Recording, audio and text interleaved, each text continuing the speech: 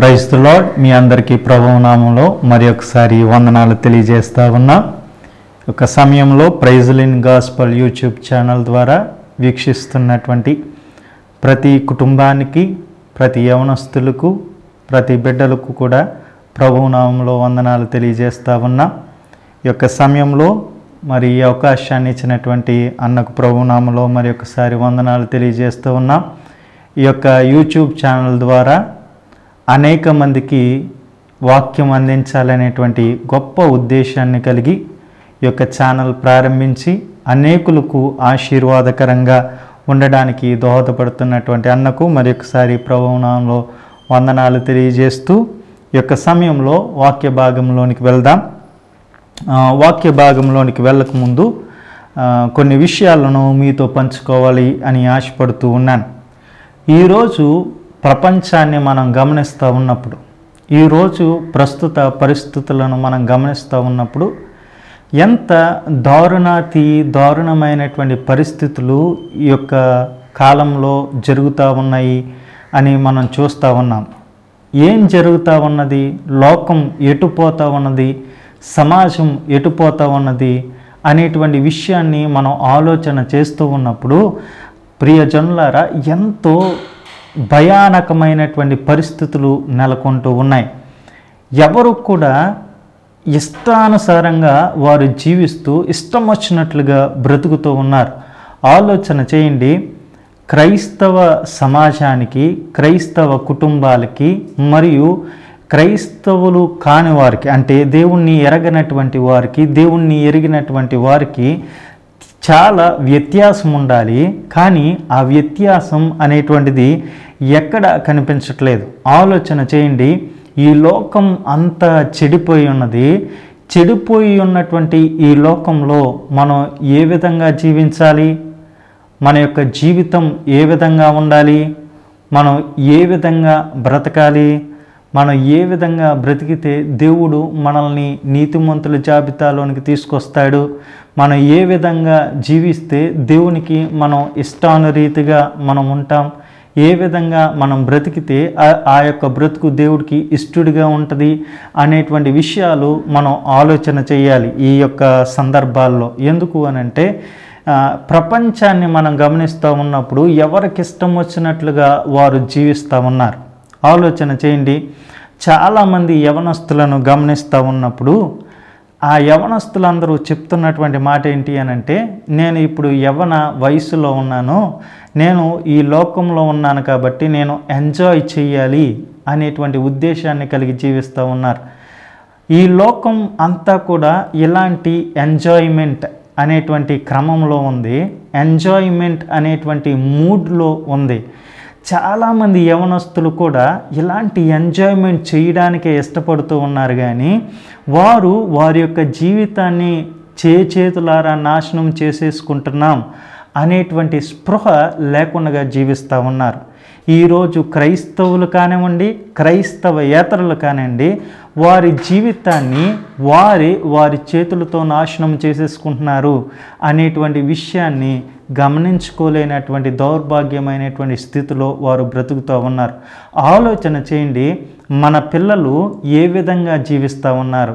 ఈ లోక పద్ధతులను అనుసరించి, ఈ లోకానుసారంగా, ఈ లోకంలో ఏదైతే దుష్టుడు చూపిస్తూ ఉన్నాడో వాటిని పర్యగణంలోకి తీసుకుని వాటి వెంబడి వెళ్తా ఉన్నారా, లేకపోతే దేవుని యొక్క అడుగుజాడల్లో, దేవుని యొక్క భయభక్తుల్లో జీవిస్తూ ఉన్నారా అనేటువంటి విషయాన్ని ప్రతి తల్లిదండ్రి కూడా ఆలోచించవలసినటువంటి ఆవశ్యకత ఉంటూ వస్తూ ఉన్నది.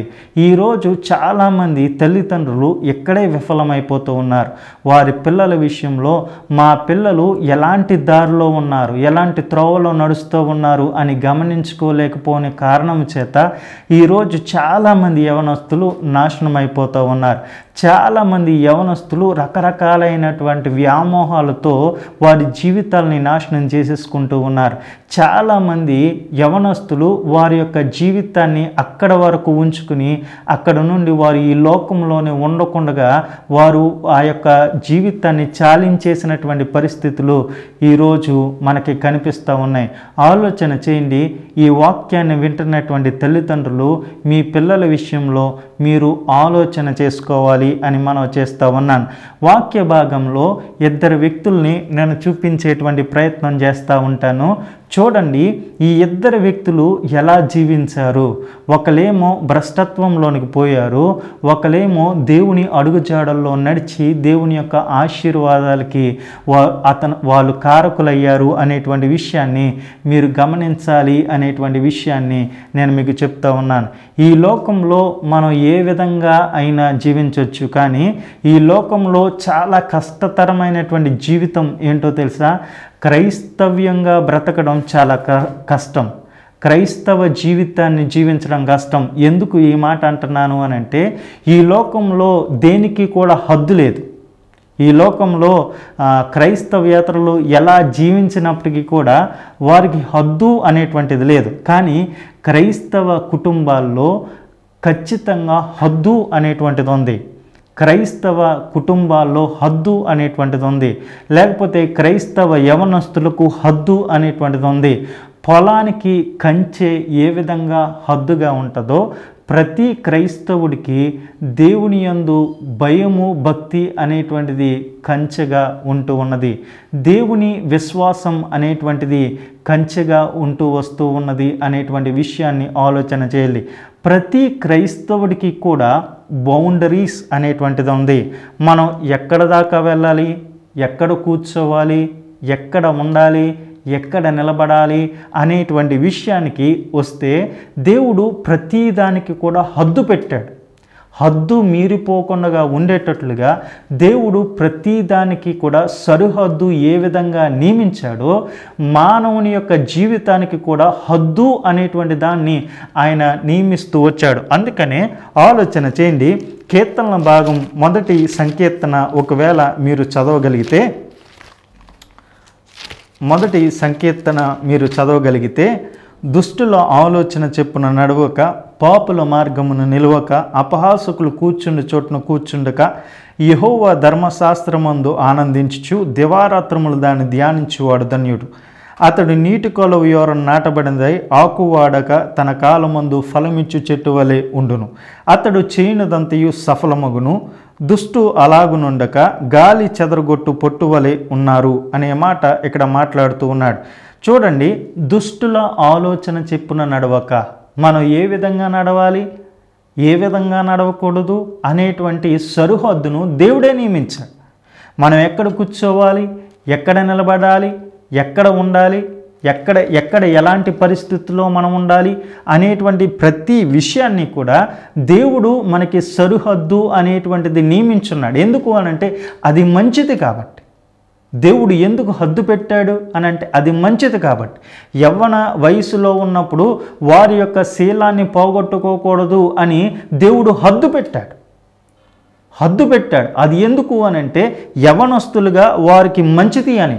శీలం అనంటే ఏంటో అనుకోవచ్చు మీరు. శీలం అంటే ఏంటో తెలుసా? మన యొక్క వ్యక్తిత్వం అనర్థం, మన వ్యక్తిత్వం అనర్థం, మన నడవడిక అనర్థం. దేవుడు మన యొక్క ప్రతి నడవడిక, దేవుడు మన యొక్క ప్రతి దానికి కూడా ఆయన హద్దును నియమించాడు. కానీ ఈరోజు ప్రతి ఒక్కరు కూడా ఆ హద్దును చెరిపేసేటువంటి ప్రయత్నం చేస్తూ ఉన్నారు. ఎందుకు అనంటే ఈ లోక ఆశలను చూసి, ఈ లోక పోకడలను చూసి, ఈ లోకంలో చెలరేగుతున్నటువంటి ఆశలను చూసి, ఈ లోకం చూపిస్తున్నటువంటి అందమైనటువంటి ప్రపంచాన్ని చూసి ఈరోజు దేవుని యొక్క హద్దును చెరిపేసేటువంటి ప్రయత్నం చేస్తూ ఉన్నారు. అది చెరిపేస్తే నాశనం అయిపోయేది మనమే. అది చెరిపేస్తే నాశన కోపంలోనికి జారిపోయేది మనమే. అది చెరిపేస్తే మనం ఏది కానటువంటి పరిస్థితుల్లోకి వెళ్ళిపోతాం అనేటువంటి విషయాన్ని ఆలోచన చేయాలి. ఈరోజు ఇద్దరు వ్యక్తుల గురించి మనం మాట్లాడుకుందాం. దాంట్లో మొదటి వారు ఎవరు అనంటే ఏలి యొక్క కుమారులు మరియు ఆయన యొక్క పరిచారకుడైనటువంటి సమూయేలు గురించి మనం మాట్లాడుకుందాం. ఏలి దేవుని యందు విశ్వాసం కలిగినటువంటి వాడు, దేవుని యందు నమ్మకం కలిగినటువంటి వాడు, దేవుని యొక్క అడుగుజాడల్లో ఉన్నటువంటి వాడు. దేవుడు ఏలీని యాజకత్వంలోనికి నడిపించాడు. అంటే చూడండి, ఏలి లేవి వంశంలో నుండి వచ్చాడు. అంటే అహరోను వంశంలో నుండి దేవుడిచ్చిన వంశ పారపర్యం పరంగా ఆయన ఆ యొక్క ప్రధాన యాజకత్వంలోనికి ఆయన వచ్చి ఉన్నాడు. ఏలి దేవునికి యాజకుడిగా ఉంటూ వస్తూ ఉన్నాడు. అక్కడ ఉన్నటువంటి ప్రజలకు మరియు దేవునికి మధ్యలో మధ్యవర్తిత్వం చేస్తూ ఉన్నాడు. అంతేకాదు, ఏలి న్యాయాధిపతిగా కూడా ఇశ్రాయేలీలకు ఆయన పనిచేసి ఉన్నాడు. సొలొమోను ముందు ఏలియే న్యాయాధిపతిగా ఉన్నాడు. దాని తర్వాత సొలొమోను న్యాయాధిపతిగా ఉంటూ వస్తూ ఉన్నాడు. అయితే న్యాయాధిపతిగా ఉంటూ మరియు ప్రధాన యాజకత్వం చేస్తూ ఉన్నటువంటి ఆ యొక్క ఏలి దేవుని యందు భయభక్తులు కలిగి ఉన్నాడు, దేవుని యందు విశ్వాసం కలిగి ఉన్నాడు, దేవుని యందు నమ్మిక కలిగి ఉన్నాడు. తనకిచ్చినటువంటి బాధ్యతను ఆయన సక్రమంగా నిర్వర్తిస్తూ తనకిచ్చినటువంటి బాధ్యతను ఆయన ఎక్కడా కూడా త్రొట్టిల్లకుండా ఆ బాధ్యతను దేవుడు ఎంత బాధ్యతగా ఇచ్చాడో అంతే బాధ్యతగా ఆయన నిర్వర్తిస్తూ ఉన్నాడు. కానీ అదే యాజకత్వ వంశంలో నుండి వచ్చిన ఏలి కుమారులు హోప్ని, ఫినెహాస్, వీళ్ళిద్దరిని మనం గమనిస్తూ ఉన్నప్పుడు మనకు అర్థమయ్యేటువంటి రీతి ఏంటో తెలుసా? తల్లిదండ్రులు విశ్వాసపరులైతే సరిపోదు, పిల్లలు కూడా విశ్వాసంలో ఎదగాలి. తల్లిదండ్రులు భయభక్తులు కలిగి ఉంటే సరిపోదు, పిల్లలను కూడా భయభక్తుల్లో పెంచాలి. తల్లిదండ్రులు ప్రతి ఆదివారం మందిరానికి వెళ్ళడం కాదు, పిల్లల్ని కూడా మందిరంలోనికి నడిపించాలి. ప్రతి తల్లిదండ్రులు ప్రార్థన చేయడం కాదు, పిల్లలతో పాటు ప్రార్థించటం అనే అనుభవంలోనికి రావాలి. తల్లిదండ్రులు వాక్యం చదవడం కాదు, పిల్లలతో కూడా వాక్యాన్ని చదివి వారికి నేర్పించాలి అనేటువంటి విషయం ఇక్కడ అర్థమవుతుంది. చూడండి, తల్లిదండ్రులు ఇద్దరూ కూడా మందిరానికి వెళ్తారు, పిల్లలు మాత్రం రోడ్ల మీద తిరుగుతూ ఉంటారు. ఇది ప్రస్తుత క్రైస్తవ సమాజంలో ఉన్నటువంటి పరిస్థితి. క్రైస్తవ కుటుంబాల్లో ఉన్నటువంటి పరిస్థితి ఏంటో తెలుసా? తల్లిదండ్రులు ఇద్దరూ కూడా మందిరానికి వెళ్తారు క్రమం తప్పకుండా, పిల్లలు మాత్రం రోడ్ల మీద తిరుగుతారు, రోడ్ల మీద బలాదురు తిరుగుతారు, అల్లరి చిల్లరగా తిరుగుతారు, లేకపోతే ఇంట్లో ఉంటారు, లేకపోతే చేయరానటువంటి కార్యాలకు వెళ్తారు, లేకపోతే ఉండరానటువంటి స్థలాలకు వెళ్తారు, లేకపోతే చేయరానటువంటి కార్యాల్లో వారు నిమగ్నమవుతూ ఉన్నారు. ఆలోచన చేయండి, మన భక్తి మనల్ని పిల్లల్ని కాపాడేస్తుంది అని అనుకుంటూ ఉన్నారేమో. కాపాడదు, ఎట్టు పరిస్థితుల్లో కాపాడదు. ఎవరి భక్తి వాడిదే, ఎవరి భయం వారిదే, ఎవరి విశ్వాసం వారిదే. నీ విశ్వాసం నీ పిల్లల్ని కాపాడలేదు. కానీ తల్లిదండ్రులు ఏం చేస్తూ ఉన్నారు తెలుసా? నేను నా యొక్క భార్య విశ్వాసపరురాలైతే సరిపోతుంది, ఏదో విధంగా నా కొడుకు ఈ విశ్వాసంలోనికి వచ్చేస్తాడు అనేటువంటి ఆలోచనతో జీవిస్తూ ఉన్నాం. మన పిల్లల్ని మనం రోడ్ల మీద వదిలేస్తూ ఉన్నాం. వారు ఏది చేస్తున్నప్పటికీ కూడా మనం కనీసం నిలదీయలేనటువంటి పరిస్థితుల్లో మనం ఉండిపోతూ ఉన్నాం. వాళ్ళకి ఇష్టం వచ్చినట్లుగా వ్యవహరిస్తున్నా సరే ఇది తప్పు అని చెప్పేటువంటి ప్రయత్నం మనం చేయలేకపోతున్నాం, దాన్ని ఖండించలేకపోతూ ఉన్నాం. కనీసం మన పిల్లల్ని కూర్చోబెట్టి వారితో మాట్లాడలేనటువంటి అత్యంత దౌర్భాగ్యమైనటువంటి పరిస్థితుల్లో ఈరోజు మనం వెళ్ళిపోతూ ఉన్నాం. ఆలోచన చేయండి. ఏలి ఎంత విశ్వాసపరుడో ఆయన కుమారులు అంత అవిశ్వాసపరులుగా ఉన్నారు. చూడండి, హోప్ని, ఫినెహాస్లు వీళ్ళిద్దరూ కూడా ఆయనతోటే ఉన్నారు. నిత్యము ఆయన చేసినటువంటి పనిని చూశారు. ఏ విధంగా తన యొక్క తండ్రి ఉన్నాడో ఆ విధానాన్ని అంతటినీ వాళ్ళు చూశారు. ఏ విధంగా ఎంత న్యాయబద్ధంగా ఏలి పనిచేస్తూ ఉన్నాడో దాన్ని ఆ యొక్క కుమారులు చూడగలిగారు. ఆయన ఎంత నిబద్ధతతో ఆ యొక్క అర్పణలు అర్పిస్తూ ఉన్నారో, ఒకవేళ అది అర్పణ సరిగ్గా అర్పించకపోతే దేవుడు ఏ విధంగా వారిని నాశనం చేస్తాడనేటువంటి భయం తన తండ్రికి ఉన్నదో ఆ భయాన్ని కూడా చూశారు. వాళ్ళు చూసి కూడా అవిశ్వాసపరులుగా మారిపోయారు. అవిశ్వాసంగా జీవించడం మొదలుపెట్టారు. ఎంత అవిశ్వాసంగా మారిపోయారు అని అంటే దేవుడు చూస్తూ ఉన్నాడు అనేటువంటి విషయాన్ని కూడా మర్చిపోయారు. అంటే ఆలోచన చేయండి, ఎంత అజ్ఞానం అనేటువంటిది ఈరోజు అలుముకుంటూ వస్తూ ఉన్నది. ఎంత అజ్ఞానంగా బ్రతికేస్తూ ఉన్నారు. ఈరోజు చాలామంది యవనస్తులు నేను చేస్తున్నటువంటి పని ఎవరూ చూడలేదులే అనుకుంటున్నారు. వారు చేస్తున్నటువంటి పని ఎవరు చూడలేదులే. నేను ఎక్కడ తిరుగుతున్నానో నా తల్లిదండ్రులు నన్ను గమనించట్లేదులే. నేను ఎక్కడ కూర్చుంటున్నానో నా తల్లిదండ్రులు గమనించట్లేదులే. నేను మందు తాగుతూ ఉన్నానో నా తల్లిదండ్రులకు తెలియట్లేదులే. నేను సిగరెట్ కాలుస్తూ ఉన్నానో నా తల్లిదండ్రులకు తెలియట్లేదులే. నేను నా యొక్క మిత్రులతో వారితో పాటు ఉంటూ రోడ్ల మీద తిరుగుతూ ఉన్నానో నా తల్లిదండ్రులకు తెలియదులే. ఈ ధోరణి ఉంది. నేను ఏం చేస్తున్నా నా తల్లిదండ్రులకు తెలియట్లేదు కాబట్టి నేను సేఫ్ అని అనుకుంటూ ఉన్నారు. కానీ ఆలోచన చేయండి, నీ తల్లిదండ్రులకు తెలియకపోవచ్చు, నీ చుట్టుపక్కల తెలియకపోవచ్చు, లేకపోతే నిన్ను ఎరిగినటువంటి వారికి నువ్వు ఎలాంటి వాడువో, నువ్వు ఏం పని చేస్తున్నావో తెలియకపోవచ్చు. కానీ సర్వశక్తిమంతుడైనటువంటి దేవునికి నువ్వు ఏం చేస్తున్నావో తెలీదా? నువ్వు ఎలా నడుస్తున్నావో తెలీదా? నువ్వు ఏ పని చేస్తున్నావో తెలీదా? నువ్వు ఎంత దుర్మార్గంగా వ్యవహరిస్తున్నావో తెలీదా? దేవుడే అంటూ ఉన్నాడు 139వ సంకీర్తనలో. ఆయన అంటున్నాడు ఏంటో తెలుసా? నీవు కూర్చుండట నాకు తెలుసు, నీవు నిలబడుట నాకు తెలుసు, నీవు తల్లి గర్భంలో నిన్ను రూపింపబడకముందే నేను నిన్ను ఎరిగి ఉన్నాను. నీవు పెండమునై ఉండగానే నేను నిన్ను ఎరిగి ఉన్నాను. నీ యొక్క సమస్తము కూడా నేను ఎరిగి ఉన్నాను. ఎందుకు అనంటే నేను నీ సృష్టికర్తనే. నీవు దాస్తే దాగేటువంటివి, నువ్వు కనబడకుండా చేసేటువంటివి అన్నీ కూడా నాకు కనబడవు అని అనుకుంటున్నావా? దేవుడు సమస్తాన్ని చూస్తూ ఉన్నాడు. నువ్వు చేసినటువంటి ప్రతి కార్యాన్ని కూడా దేవుడు చూస్తూ ఉన్నాడు. ఆలోచన చేయి. నీ తల్లిదండ్రులు చూడకపోవచ్చేమో కానీ దేవుడు వాటిని చూస్తూ ఉన్నాడు అనేటువంటి భయం ఖచ్చితంగా ఉండాలి. ఈ భయం ఎవరికి ఉంటుందో తెలుసా? ఎవడైతే విశ్వాసంలో కొనసాగుతూ ఉన్నాడో వాడికి ఈ భయం ఉంటుంది. వాడు ఏ పని చేసినా దేవుని భయం కలిగి చేస్తాడు. ఒకవేళ వాడు ఎవరికైనా అన్యాయం చెయ్యాలి అని అంటే, నన్ను దేవుడు చూస్తున్నాడు, నేను ఎవరికైనా అన్యాయం చేస్తే దేవుడు నన్ను శిక్షిస్తాడు అనేటువంటి భయం ఉంటుంది. నేను ఎవరినన్నా కష్టపెడుతుంటే, నేను ఈరోజు ఈ వ్యక్తిని కష్టపెడుతూ ఉన్నాను, ఈ కష్టాన్ని మళ్ళా దేవుడు నా మీదకు కురిపిస్తాడనే అనేటువంటి ఆలోచన ఉంటుంది. ఆ భయం ఉండి చాలామంది విశ్వాసులు తప్పు చేయడానికి, పాపం చేయడానికి భయపడతా ఉన్నారు. కానీ కొంతమంది క్రైస్తవులు, కొంతమంది యవనస్తులు ఎలాంటి పరిస్థితుల్లో ఉన్నారో తెలుసా? నేను ఏం చేసినా పర్లేదు, నా తల్లిదండ్రులు నాకు కాపుకు వస్తారు అని అనుకుంటూ ఉన్నారు. ఈరోజు చాలామంది ఎలాంటి పరిస్థితుల్లో ఉన్నారు అని అంటే, ఈరోజు సంపద ఎక్కువైపోయింది, ఈరోజు సంపాదించేటువంటి వారు ఎక్కువైపోయారు. కోస్తాంధ్రలో ప్రజలకు ఉన్నటువంటి ధనం ఇక ఎవరికీ లేదు. ఎందుకు అనంటే విపరీతమైనటువంటి సంపాదన సంపాదిస్తూ ఉన్నారు, విపరీతంగా ఖర్చు పెడుతూ ఉన్నారు, చాలా లగ్జరీ లైఫ్ గడుపుతూ ఉన్నారు. పిల్లలకు కూడా దాన్నే అలవాటు చేసి వారు కూడా అంతే లగ్జరియస్గా బ్రతకాలి అని అనుకుంటూ ఉన్నారు. ఇది ప్రస్తుతం ఉన్నటువంటి సమాజం. నేను ఏం చేసినా పర్లేదు, నా తల్లిదండ్రులు నన్ను విడిపించేస్తారు. నేను ఏం చేసినా పర్లేదు, నా తల్లిదండ్రులు నన్ను వెనకేసుకొస్తారు.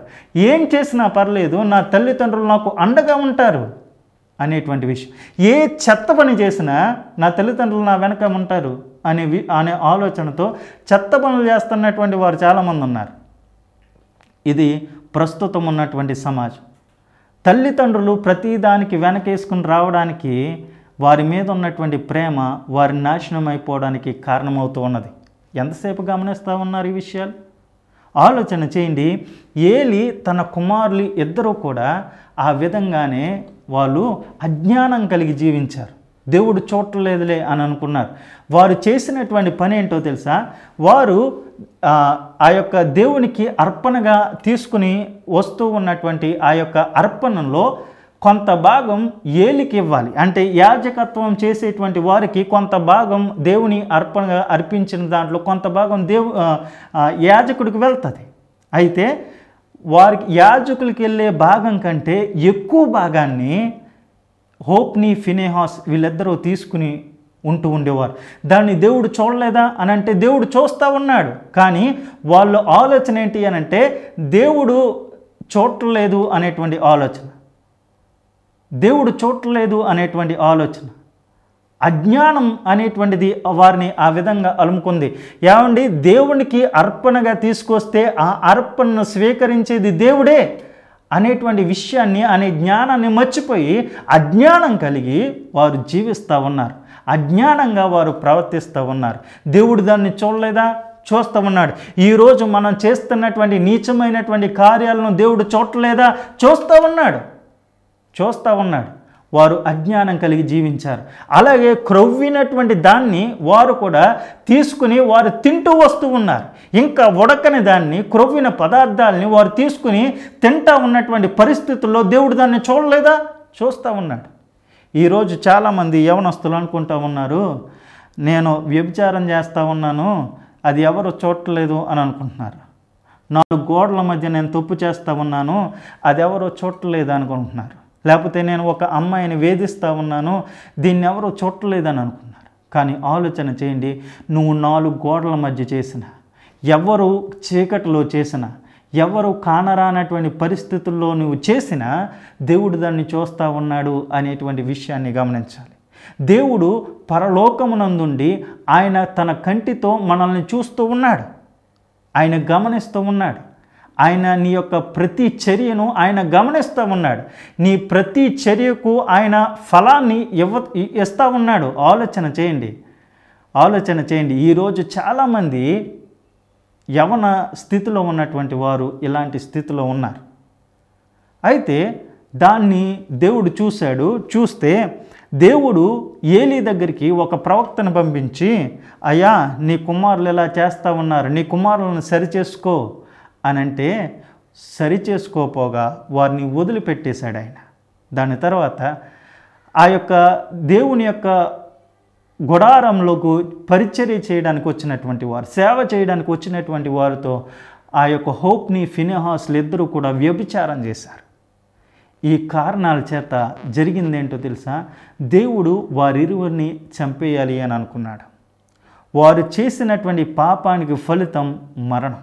అయితే మనం చేస్తున్నటువంటి పాపానికి ఫలితం ఏంటి? చాలా సందర్భాల్లో దేవుని మాట వినకపోతే చాలా సందర్భాల్లో దేవుడు శిక్షిస్తూ ఉన్నాడు. ఈరోజు చాలామంది యవనస్తులను దేవుడు శిక్షిస్తూ ఉన్నాడు, శిక్షలకు గురి అవుతూ ఉన్నారు. ఈరోజు కాళ్ళు లేక, చేతులు లేక ఉన్నటువంటి వారు ఎంతమంది? ఈరోజు ప్రాణము మాత్రమే ఉండి శరీరం అంతా జీవోత్సవంలాగా పడి ఉన్నటువంటి వారు ఎంతమంది? చాలామంది ఉన్నారు. దేవుడు అలాంటి పరిస్థితులకు నెట్టేస్తూ ఉన్నాడు. ఆలోచన చేయండి. ఇంకా దేవుని మాట వినకపోతే దేవుడు మరణమునకు అప్పగించేస్తాడు. దేవుని మాట వినకపోతే, దేవుని గద్దింపునకు వినకపోతే దేవుడు చివరాఖరికి చేసేది దేవుడు మరణమునకు అప్పగించడమే. ఇదే చేస్తున్నాడు దేవుడు. ఈరోజు చాలామంది యవనస్తులు యవ్వన ప్రాయంలోనే మరణిస్తూ ఉన్నారు. రకరకాలైనటువంటి కారణాలు అవ్వచ్చు. అది ప్రమాదమో, లేకపోతే వ్యసనమో, లేకపోతే వేరే ఇతర యావిగేషన్స్ ఏదైనప్పటికీ కూడా దేవుడు వారిని మరణమునకు అప్పగిస్తూ ఉన్నాడు. ఈరోజు నీ పిల్లల విషయంలో దేవుని గద్దింపునకు లోబడకపోతే నీ పిల్లలకు కూడా పట్టేటువంటి గతదే. దేవుని గద్దింపునకు లోబడితే అక్కడతో దేవుడు ఆపుతాడు. లేదు, దేవుని గద్దింపునకు కూడా నీవు పెడచెవిన పెడితే నీ పిల్లలను దేవుడు మరణమునకు అప్పగిస్తాడు అనేటువంటి విషయాన్ని గమనించాలి. ఏలీ ప్రధాన యాజకత్వం చేసినటువంటి వాడే, కానీ తన యాజకత్వం చేసి తన యొక్క నిర్దోషత్వమును కాపాడుకున్నాడు. తన యొక్క యథార్థతను చూపించుకున్నటువంటి ఏలీ కుమారులని దేవుడు విడిచిపెట్టలా. మరి అలాంటప్పుడు మన పిల్లల్ని దేవుడు ఏ విధంగా విడిచిపెడతాడు అని అనుకుంటున్నారు? ఈరోజు వ్యభిచారం ఎక్కువైపోయింది. ఈరోజు స్వలింగ సంపర్కం ఎక్కువైపోయింది. ఈరోజు మగ ఆడ తేడా లేదు, వయస్సు తారతమ్యం లేదు. ఎంత పాపం చేస్తూ ఉంటే ఈ పాపాన్ని చూసి దేవుడు ఏం చేయడు అని అనుకుంటే అది మన అవివేకం అవుతుంది. ఆలోచన చేయండి. మనం చేసినటువంటి ప్రతి పాపానికి ఫలితం దేవుడు మన మీద కురిపించబోతూ ఉన్నాడు. ఇది ఆలోచన చేయండి. అక్కడే హోప్ని, ఫినెహాస్ ఇద్దరు ఎక్కడైతే పెరిగారో అక్కడే సమూయేలు కూడా పెరుగుతూ వచ్చాడు. సమూయేలును చిన్నతనం నుండి, పుట్టిన ప్రాయం నుండి హన్న ఏ విధంగా దేవుని దగ్గర వాగ్దానం చేసుకుందో తెలుసా? నీవు గనక నాకు మగబిడ్డని ఇస్తే నేను నీ పరిచర్యకి ఇచ్చేస్తాను అని అనుకుంది. ఈ విధమైనటువంటి వాగ్దానం మనం దేవునితో చేయగలుగుతామా? ఆలోచన చేయండి. మన పిల్లలు భవిష్యత్తులో గొప్పవారుగా ఉండాలి అని అంటే మనం దేవుని దగ్గర మనం వాగ్దానం చేసుకోవాలి, వడంబడిక చేసుకోవాలి. ప్రభువా, నీవు నాకు ఇచ్చినటువంటి ఈ బహుమానం ఏదైతే ఉన్నదో ఈ బహుమానాన్ని నీ సన్నిధిలో పెంచుతానయ్యా, నీ సన్నిధికి ఇచ్చేస్తానయ్యా అని ప్రతిష్ఠించుకుంది. అక్కడ దేవుడు వాగ్దానం చేసిన రీతిగానే మగపిల్లాన్ని ఇస్తే ఆ వాగ్దానం నిలుపుకోవడానికి హన్న చేసిందేంటో తెలుసా? పాలు విడిచిన ప్రాయంలోనే తీసుకుని వెళ్ళి ఏలీ దగ్గర పరిచారకుడిగా పెట్టింది. దేవుని మందిరంలో పరిచారకుడిగా పెట్టింది. దేవుని మందిరంలో చిన్నతనంలో నుండి ఆయన పని చేయడం ప్రారంభించాడు. చిన్న వయసులో, పాలు విడిచినటువంటి వయసులో ఆయన చేసేటువంటి పని ఏదైనా ఉంది అని అంటే చేపలు మడత పెట్టడం, లేకపోతే చీపురు పట్టుకుని తొడవడం తప్ప ఇంకేమీ చేయలేదు. ఆ ప్రాయంలో నుండి దేవుని మందిరంలో పెంచడం అనేటువంటిది ఆమె ఉద్దేశమై ఉన్నది. ఆ ఉద్దేశానుసారంగా అక్కడ కూర్చోబెట్టింది. ఆ యొక్క మందిరంలో పెరిగి పెద్దవాడు అవడానికి ఆయన ముందుకు వెళ్ళాడు. చిన్న పని చేసుకుంటూ దేవుని మందిరంలోనే ఉంటూ దేవుని ఆరాధిస్తూ, దేవుని స్తుతిస్తూ, దేవుని కీర్తిస్తూ, నిత్యము ఆయనకి ప్రార్థన చేస్తూ దేవుని యందు విశ్వాసం కలిగినటువంటి బిడ్డగా పెరిగాడు. అదే చోట హోప్నీ, ఫినెహాసులు కూడా ఉన్నారు. కానీ వాళ్ళిద్దరూ కూడా ఆ విధమైనటువంటి విశ్వాసాన్ని కనపరచలేదు, ఆ విధమైనటువంటి భక్తిని కనపరచలేదు.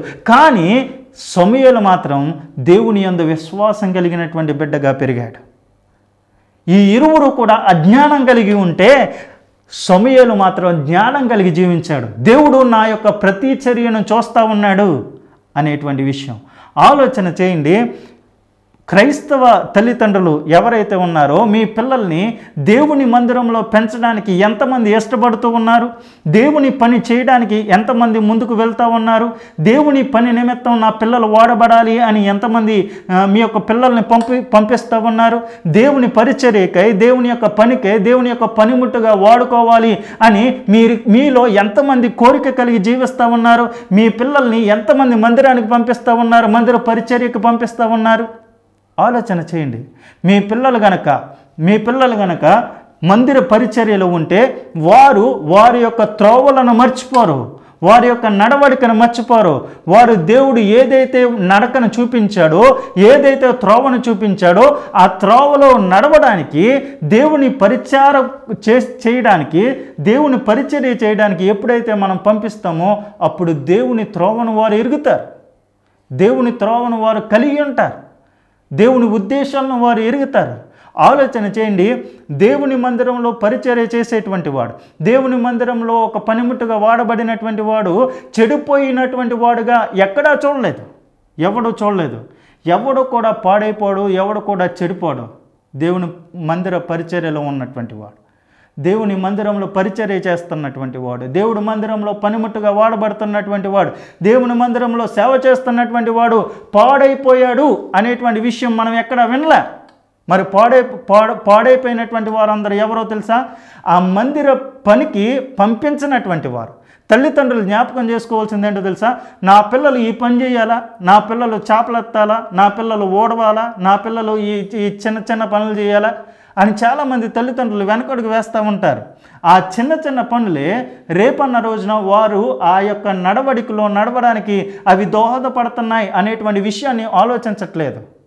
మన పిల్లలు మందిర పని చేస్తూ ఉన్నప్పుడు అది దేవుని కొరకై చేస్తున్నటువంటి పని అనేటువంటి అవగాహన లేనటువంటి పరిస్థితులు ఈరోజు క్రైస్తవ తల్లిదండ్రుల్లో ఉన్నాయి.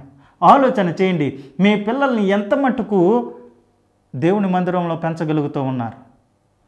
దేవుని యొక్క మాటలో పెంచగలుగుతూ ఉన్నారు, దేవుని యొక్క వాక్యంలో పెంచగలుగుతూ ఉన్నారు, దేవుని యందు భయభక్తులు కలిగినటువంటి వారికి ఎంతమంది పెంచగలుగుతూ ఉన్నారు అని అంటే ఎవరూ పెంచట్లేదండి. ఎందుకు అనంటే మన పిల్లలకి అలవాటు చేయలేదు, దేవుని మందిరంలో ఉండడం అలవాటు చేయలేదు, దేవుని మందిరంలో కూర్చోవడం అలవాటు చేయలేదు, దేవుని మందిరంలో ప్రార్థన చేయడం అలవాటు చేయలేదు, దేవుని మందిరంలో పాటలు పాడడం అలవాటు చేయలేదు. ఇవి ఏమీ అలవాటు చేయకుండా వారు సక్రమమైనటువంటి రీతిలో నడవాలి అనేటువంటి అభిప్రాయాన్ని కలిగి నడవాలి అని తోస్తూ ఉంటే వారు ఎక్కడ నేర్చుకుంటారు?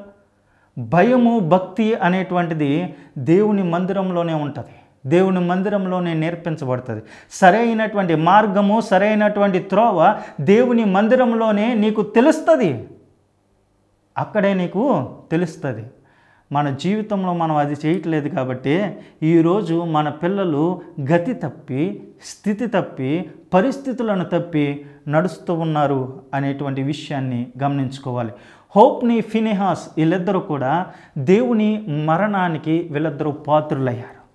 దేవుడు వారిని మరణమునకు అప్పగించేశాడు. మరి అదే ప్లేస్లో, అదే స్థలంలో పెరిగినటువంటి ఆ యొక్క సమూయేలు మాత్రం ఎలాంటి పరిస్థితుల్లోకి వచ్చాడో తెలుసా? ఆయన యాజకుడయ్యాడు, ఆయన గొప్ప ప్రవక్తగా మారిపోయాడు. ఈరోజు నీ పిల్లల్ని పెంచేటువంటి విధానం నీ యొక్క పిల్లల పరిస్థితిని తెలుపుతూ ఉంటుంది. ఈరోజు నీ పిల్లలను దేవుని యొక్క సన్నిధిలో పెంచి దేవుని యందు భయము భక్తి కలిగి జీవించేటట్లుగా నీవు నేర్పిస్తే నీ పిల్లలను వాక్యానుసారంగా నడిపించాలి, వాక్యాన్ని రీతిగా నడిపించాలని నిత్యము వాక్యం బోధిస్తూ, నిత్యము వారిని ప్రార్థనలో గడుపుతూ, నిత్యము వారితో ప్రార్థన చేయిస్తూ, నిత్యము వారి కొరకై ప్రార్థన చేస్తూ, నిత్యము వారి కొరకై విజ్ఞాపన చేస్తూ, నిత్యము వారిని బైబిల్ పట్టణంలో వారిని నడిపిస్తూ ఉంటే వారు సమూయేలులాగా మారడానికి అవకాశం ఉంటుంది. అయితే మనం ఎంతమంది మన పిల్లల విషయంలో జాగ్రత్త వహిస్తూ ఉన్నాం? ఎంతమంది జాగ్రత్త వహిస్తూ ఉన్నాం? ఎంతమంది జాగ్రత్తగా మన పిల్లల్ని కాపాడేటువంటి ప్రయత్నం చేస్తూ ఉన్నాం? ఈరోజు చాలామంది విచ్చలవిడిగా విదిలేసి నా పిల్లలు పాడైపోయారు అనంటే ఏదైనా కారణం ఉందా? అసలు ఏమైనా అర్థం ఉందా? దానికి ఏమీ అర్థం లేదే. నేను కాపాడుకుంటే నా పిల్లలు పాడైపోరు, నేను కాపాడుకోలేకపోయాను కాబట్టి నా పిల్లలు పాడైపోయారు అనేటువంటి విషయాన్ని ఆలోచన చేయాలి. ఒకవేళ నీ కుటుంబంలో నీ పిల్లలు, నీ కుటుంబంలో లేకపోతే నీ యొక్క పరిసరాల్లో ఉన్నటువంటి పిల్లలు ఈరోజు ఇలాంటి పరిస్థితుల్లో ఉంటే నీకు తెలిసినటువంటి ఈ మాటలను నీవు వారితో చెప్పేటువంటి ప్రయత్నం చేయి. ఈరోజు చాలామంది చదవగలిగేటువంటి స్థితి ఉన్నా చదవలేక రోడ్ల మీద తిరుగుతూ ఉన్నారు. ఎంత దౌర్భాగ్యమైనటువంటి పనిది, ఎంత దౌర్భాగ్యమైనటువంటి విషయం. దీంట్లో ఎక్కువగా తిరుగుతున్నటువంటిది ఎవరో తెలుసా? క్రైస్తవ సమాజంలో ఉన్నటువంటి పిల్లలే. ఇది దౌర్భాగ్యమైనటువంటి విషయం. ఆలోచన చేయండి, మన పిల్లలు ఎలాంటి స్థితిగతుల్లో ఉన్నారు అని మీరు ఆలోచన చేసుకుని, ఒకవేళ మీ పిల్లలు దారి తప్పిపోతూ ఉంటే మీరు గమనించుకోవాల్సింది ఏంటో తెలుసా? ఇదిగో నా పిల్లలు దారి తప్పిపోతూ ఉన్నారు అని అంటే దేవుని భయం కొద్ది కొద్దిగా వారి నుండి వెళ్ళిపోతూ ఉంది. దేవుని యందు భక్తి వారికి కొరవడుతుంది అని చెప్పి మరలా వారిని దేవునిలో నడిపించేటువంటి ప్రయత్నం చేద్దాం. మరలా వారిని దేవునితో మమేకమయ్యేటట్లుగా వారిని ప్రోత్సహిద్దాం. మరలా దేవుని యొక్క అడుగుజాడల్లో వారిని పెంచేటువంటి ప్రయత్నం చేద్దాం. దేవుని అడుగుజాడలో వారిని పోషించేటువంటి ప్రయత్నం చేద్దాం. దేవుని యొక్క ఆశీర్వాదం, దేవుని యొక్క దీవెన, దేవుని యొక్క సర్వం మనకి ఎప్పుడు వస్తుంది అని అంటే మనం దేవుని యొక్క అడుగుజాడల్లో పెరిగినప్పుడే మన పిల్లలు కానీ మన కుటుంబం కానీ ఆశీర్వాద పదంలో నడుస్తుంది. అలాంటి కృప నీకు మాకు మనకు కలగాలని తెలియజేస్తూ నా మాటలు నేను ముగిస్తూ ఉన్నాను. దేవుడు ఈ మాటలు మన వెనుకల్లో దీవించి ఆశీర్వదించి నడిపించునుగాక. ఆమేన్.